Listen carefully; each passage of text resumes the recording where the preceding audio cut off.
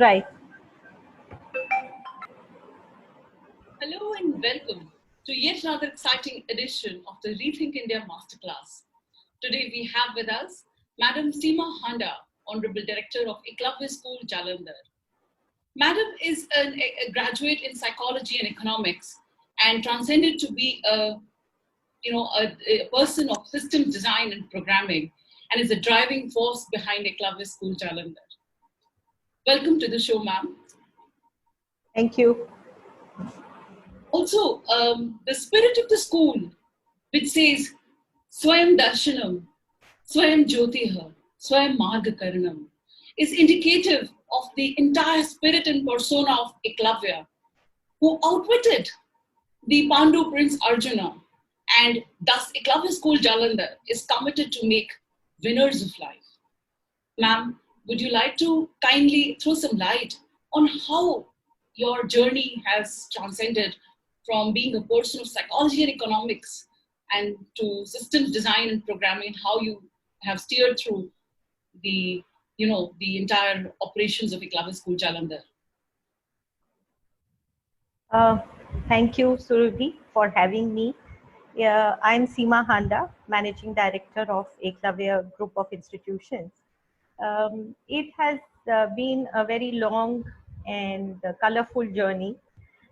As you mentioned, from psychology and economics, I went on to do my post-graduation in English literature, where I was a gold medalist in the university, and then moved on to do systems design and programming.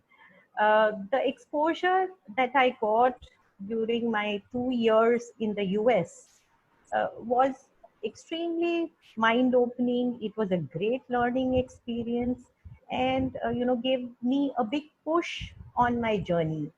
I have worked in manufacturing. I have worked in the service industry, and I'm now in education, automobiles. So it's been very, very diverse, but it has also been, lot of cross learning. What I have learned in manufacturing and in the service industry, we have been able to bring that learning to education. And that is the unique point about our institution or about our group of institutions. We have a couple of branches here in Punjab, and we have several associate schools in the West, in Gujarat. And one is, the cross learning of our own experiences that we all bring to the table.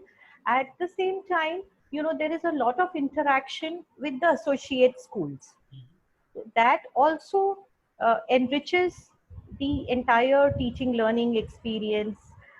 How to ensure that our children are not just educated in the syllabus and the curriculum. That is the basic purpose of an educational institution. We have to provide learning, the academics have to be covered. But there is so much more to education. I mean, the word education encompasses the whole world. It encompasses the entire life of a student or an individual. So we have to continuously endeavor to live up to this expectation the moment we call ourselves an educational institution. We read that you focus a lot on the action-driven aspects of education. So what are some of those interventions at Eklavya Group of Institutions which differentiate it from the rest? As I just mentioned, academics is the starting point, but that is not the end all and be all of education. The whole purpose, the whole objective is to, the institution should provide these skills for the lifetime of a child. Now, knowledge, which is information, is of very little use later in life, because that's knowledge which remains in the books, or at best it remains in your mind, in your head. But how to apply that knowledge, the application is actually the true journey. And that is some of the experiments going on at Eklavya in this regard. Yes. Yes. So, right from the junior classes, we have a very application-based, concept clarity is a huge focus because the syllabus of academics should be clear, should be understood by the child. And then the next step is application. So we have, entire syllabus, the timetable has activities woven into the timetable so that there is no possibility that this aspect of education is overlooked. The culmination of all the application of knowledge is every year we also have a science exhibition where we only have working models. There are no presentations or chart papers. There are no thermocol models. It has to be a working model, and each child has to participate, no matter what subject, no matter what concept or topic that child may want to present.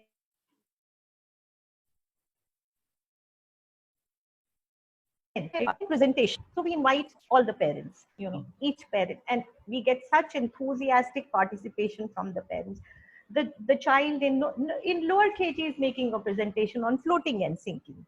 The child of 12th standard is making a presentation on artificial intelligence. So these are all models which the students present to each other. A lot of peer interaction, lot of peer learning, and then they also present not just to their own parents and their own family, but to the entire Eklavya family. It's a huge learning. It's like the culmination, of the entire principle of application of knowledge. So Okay. that is an event, which everybody looks forward to. The children from the beginning of the session start preparing, and it's not just the end result; it's the journey. As you very rightly But said, ma'am, that education is a journey in itself. It's not the destination which matters so much, it's the journey, the entire process of learning. And you've so beautifully encompassed application based learning into your pedagogy. So, this is really. So how did the winners of life at Eklavya cope with this lockdown period and continued their journey on and on? Yes, that was a beautiful challenge. We pride ourselves on being a young organization, not in number of years, but in our thinking, in our pedagogy, in our thought process. We want to be always agile and open to change. So, and it's a philosophy which is reflected in my staff. The median age would be around between 30 to 35. So the thought process is continuously very young and open to continuous introduction of new developments which are taking place in the field of education. So the moment we perceived the possibility of a lockdown and the rumblings had started coming in, immediately there was a huge focus on reskilling of the teachers, how to go online. We were already, board classes had started, and we were very sure that if there is a lockdown, primary, pre-primary, everything will move online. So this sudden expectation, so there was skilling in terms of how to use technology, how to use devices, how to use various softwares, apps, cartoons, so many platforms which are available, the governmental platforms, the non-government platforms. There is so much content available in the digital field. How to bring that. Could you elucidate our viewers about a few of the platforms or apps which you have used and the students have really benefited from? It's endless. It's endless. We are continuously adding. There are so many apps. For example, just to mention a few off the top of my head, Khan Academy Kids. There are two versions. There's one for children. There's one for older children. Then Hello English. English is a huge focus for us. And this is conversational English. This is not rote English. This is not vocabulary words. It is English in context with a voiceover. So you're looking at pronunciation, you're looking at voice modulation, you're looking at intonation. Similarly, for higher classes, of course, we are using a lot of the government platforms. There's Diksha, there's Vidyadan, there's all these platforms also we are using. But the point is, the content is out there. not each teacher is not aware of it, is not equipped to handle or to move suddenly from a physical class to a digital class. It needs reorientation, it needs refreshment of knowledge. And these platforms also are now coming up. Swayam Prabha, EduSat, all these have come up during the lockdown. So it has been an ongoing period, kind of process. As and when things were coming up, we were all disseminating knowledge, and we are continuously having small workshops. Instead of having a 1 hour workshop and trying to disseminate all the knowledge, we have these 15-minute daily meetings where people bring their experiences, their challenges, new content which they have discovered. So all that is shared, and so it becomes very hands-on. We are not waiting to share information or to be overwhelmed by the challenges, because the sharing and learning is happening real time. So everybody feels involved. And when you share a challenge and somebody comes up with a solution, the very next day you are able to apply and overcome and move on. So we've also been moving. We started with Skype, and then we moved on quickly to Google Meets. And then we found there was a whole plethora of applications. There was Google Meets, which was linked to Google Classrooms. There was Google Grades. So we were quickly able to digitize not only the learning process but also the assessment process. Now, assessment is a big challenge. So partly we were able to overcome through the Google Grades, because it seamlessly works with Google Classroom and Google Meet. So that was one challenge which we were. Now the other challenge for us is to how to remain connected with our parents. This entire digitization or online process has equally been challenging for the parents. And being a parent myself, I can truly understand the situation of a parent who is suddenly, there is a work from home for the parent, and at the same time the parent is now involved, actively involved in the daily education of the child. That requires again upskilling of the parent also, in a way. What was happening in the classroom, well managed by the teacher, the disciplining, the progress of the curriculum is now suddenly the parents' responsibility. So we had a lot of workshops with the parents, with certain technical problems, availability of devices with the parents, their understanding of those devices, technical issues with those devices, net connections, data problems. So we did those, just to bring that comfort level and at least remove the technical glitches. Then we had another set of workshops about, de-stressing.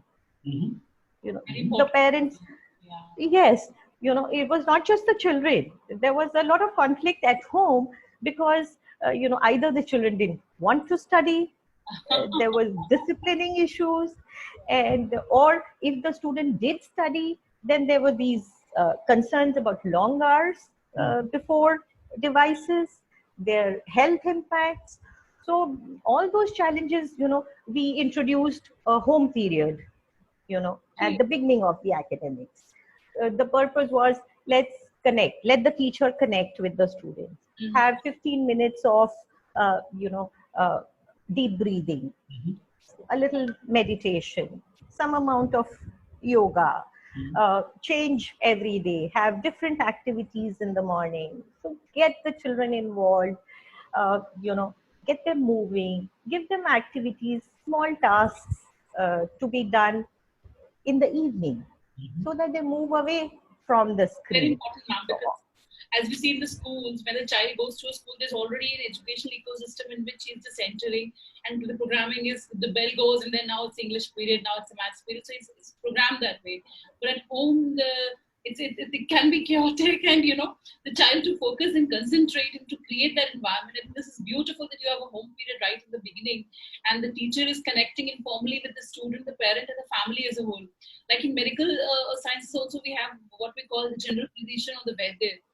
Family doctor, what he's supposed to do is to connect with the family, the overall ethos, the ecosystem, and then diagnose the problem. It's not just a student case study in the scenario of education alone, which is important. The student is a part of a family, how his parents are, helping him to study, or how he's coming up, performing the compliance issues of what the pedagogy or the delivery is going on.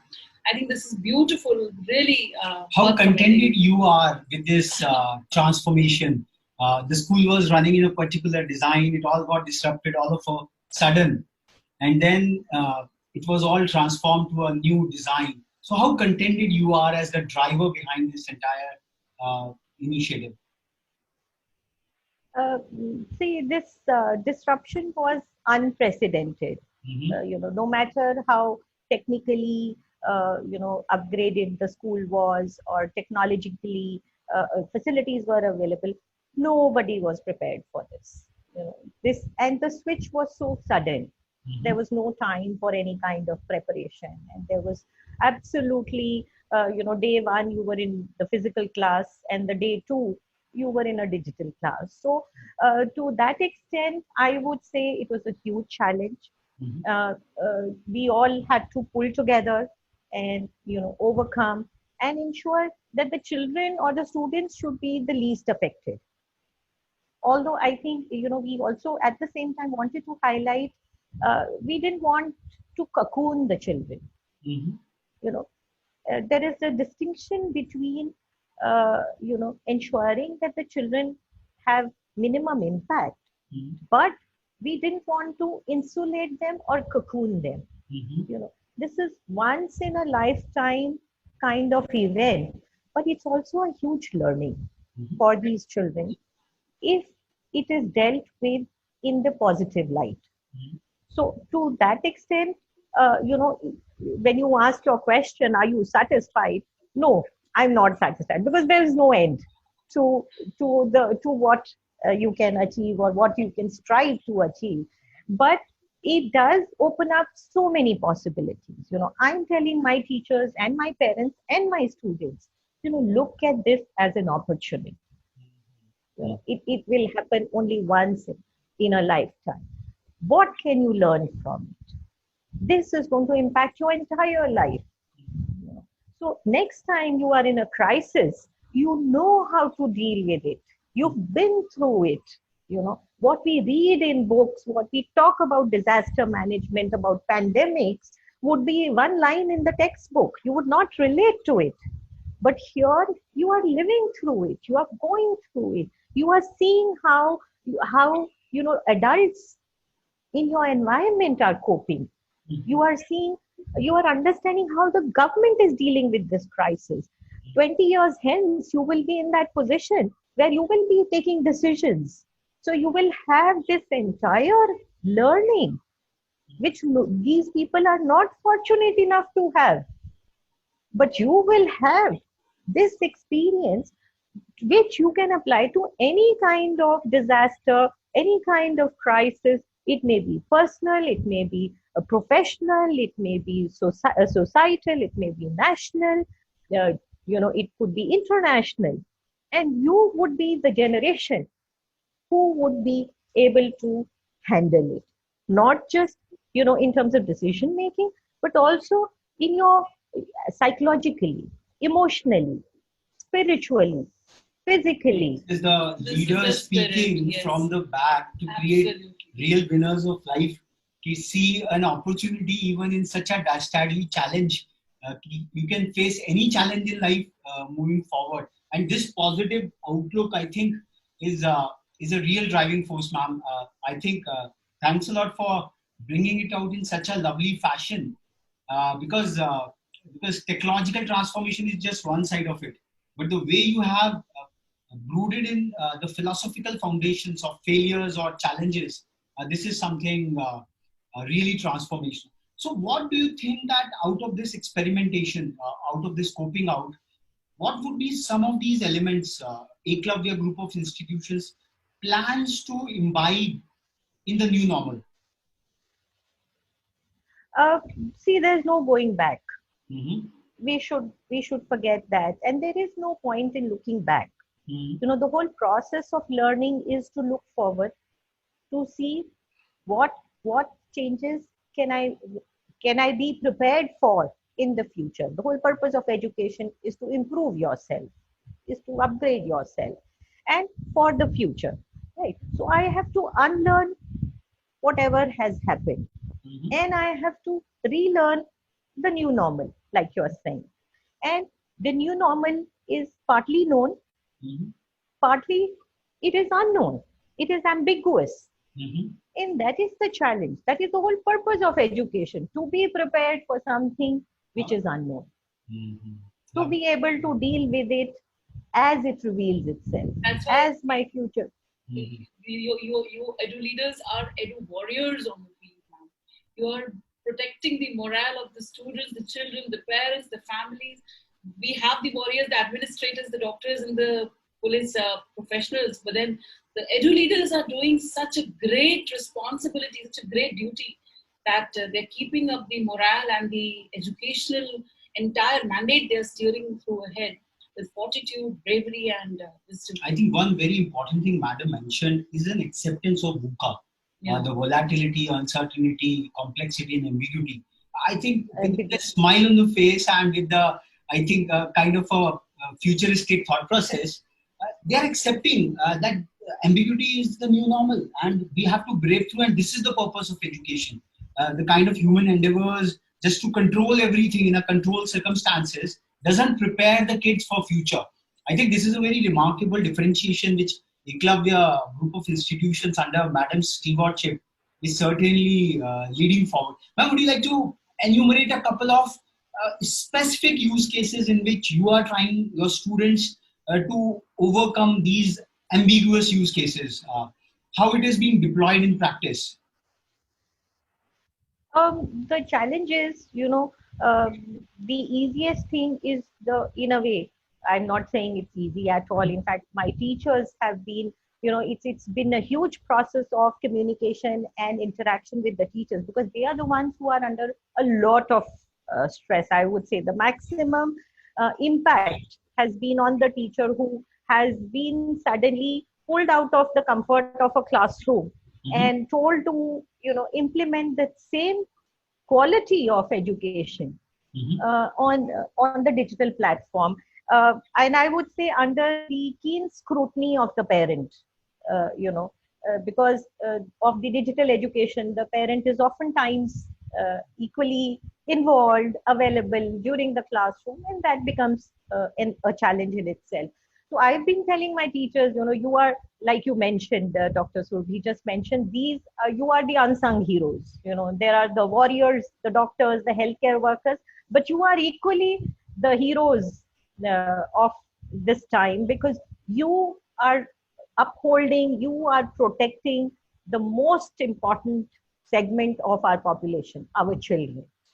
Their entire perception, how they deal with this crisis will depend on what light you are able to throw on these events, how you are able to help them perceive these events as something like a learning opportunity. Now the challenges that you mentioned, specific events that you feel which can highlight how we have tried to implement. The challenge, like I said, perhaps is not so much in academics. That's defined, that's known. uh, yes, there are challenges in being experiential online. The theory can be imparted, the experience part of it is more difficult, and we haven't had time to plan it or organize it better. So that in itself is a challenge. Also the challenge is, along with academic, and academics is one part of it, there is so much more to education. There's the the psychological and the spiritual aspect of the child. Now we have a very strong mentoring program. Now that mentoring program has, has been challenged because of the remoteness of digital classes. In the school, in a physical environment, we can provide so much emotional, physical support to a student, which is not possible now.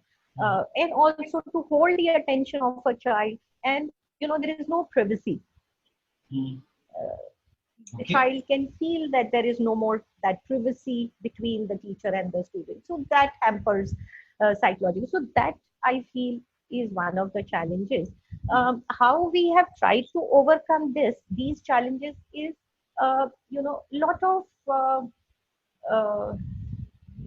inputs from the students in terms of two-way communication. So we started doing a lot of surveys, through Google Forms, where a sense of privacy, because the student is able to respond individually, and the response can be anonymous. So if the student does not want to divulge, so that is one specific area which I felt has really been very useful, very productive, worth our time, worth the effort involved in conducting these surveys. But it has made a lot of difference in, we have to convey the perception to the students. This is how you must perceive these set of events. So how to get their feedback, and in whether we are doing an effective job or not. So these surveys I thought were very useful in ensuring, that we had a two-way communication. That was one. Another is, of course, all the students who were very, involved in non-academic sports, music, art, other aspects. We have, in fact, we have a lot of students. We have one of our alumni who's an amateur golfer. We have a tennis player who's now playing in the US. Similarly, we have a student who's doing very well with guitar. Another student who does covers. Beautiful, brilliant student. He does covers. He's got his own YouTube channel. He's got a huge following. So these are all alumni, who have grown out of Eklavya. So we want to continue to provide that environment, that kind of opportunity for students who want to excel in other aspects of education. So that is a challenge where, we've encouraged our students to participate, right from robotics to various other avenues, just to keep them interested and challenged. Otherwise, music or art would take a back seat, especially through these digital classes, because we are so focused, get the academics done, get the syllabus done. So these are a couple of areas, where we have tried to ensure.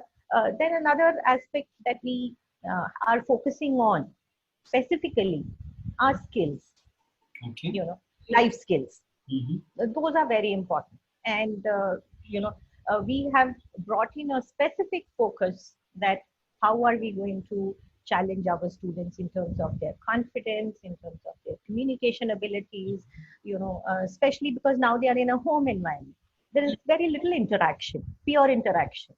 So how to ensure that they remain engaged for communication, confidence, critical thinking, creativity. So those challenges, are something which in a way we are still grappling with. Let me be honest. We haven't been able to address them to my satisfaction. One couple of things which we have done specifically is we have encouraged the students that you interact with the family. Find out what are the tasks where you can contribute. Rather than my telling the student go water the plants, which only creates additional work and a pool of water to be cleaned up later. We've asked the students, ask the family members, your grandparents, your parents, your older siblings, how can you be a useful contributing member of the family? Lovely. Then tell us, what did you do? I think I will not assign any task. An unsatiated edu leader is certainly the fountainhead of excellence, because once you are not satisfied, you keep on finding out newer and newer ways to excel upon. And this experiment of involving the family in the education part, which in the normal course used to get a bit ignored because of the timelines and all. It's certainly a novel one. Ma'am, you mentioned one very important thing and we left that out. Uh, that the biggest stress and the biggest transformation was with your edu warriors, the teachers. Now, in what all ways have you been? Because as an edu leader, you would have been really rising up their morals, hand holding them, and preparing them for this, I would say, a war kind of a thing, a situation where none of them was prepared. So, how were these edu warriors armed and then motivated to fight on these frontiers of online education? It's an ongoing journey. Every day new challenges come up, and we need to address them. I'm not saying I have the solutions. The point is actually not to have a solution, but the point is to acknowledge that there is a concern, and to validate that your concerns are genuine, and that confidence that I have in you to resolve the issue. So that is the feeling that I need to create in my teachers, because the challenges are different for different people. The pre-primary teacher has a challenge, my student runs away, during the class. My students are not paying attention, are not grasping, not understanding. The class 12 challenges are totally different. So, and in between you have the middle school challenges. For them, and novelty and naughtiness go together, so muting other people's mic and fiddling with other people's videos, these are also challenges, and of course, you tend to tell the teacher, well, you have to discipline your child, but she is facing that challenge on a daily basis. So, like I said, accepting the challenges, understanding them, providing a platform to share your challenges, and maybe take some inputs from each other. So all workshops that we had for our students and teachers, for our students and parents, for example, device related technical issues, we again did with our teachers, because different teachers were equipped differently with different devices. So that in itself was a challenge for the teacher also. So those we addressed. Then of course were the daily teaching challenges, or the daily delivery challenges. So that again is something which we are providing on an ongoing basis. Continuous appreciation, motivation, continuous understanding that we are also learning, and an acknowledgement that your struggle is genuine, and we appreciate the progress that you have made. I think that is important. Lovely. We just encountered three lovely Sanskrit adages in the school motto, in the school logo, and this really stirred the philosophical mind in all of us. And they are truly in that Eklavyan spirit of Swayam Darshanam, Swayam Jyotirha, and Swayam Marg Karanam. And all through this interaction of 30-35 minutes, we have seen that under your stewardship, Eklavya School is certainly abiding by each one of these. Like you had no other time, you had your own self-image, and you created your own technological bouquet and ecosystem to drive on this challenge, and then you enlightened it all. Swayam Jyotiraha, all your faculty members and parents and students were all put up. And Swayam Marg Karanam, a self-paved path has been laid out. And you mentioned a very beautiful aspect of mentorship program which you have at Eklavya, which really truly creates mentors for life.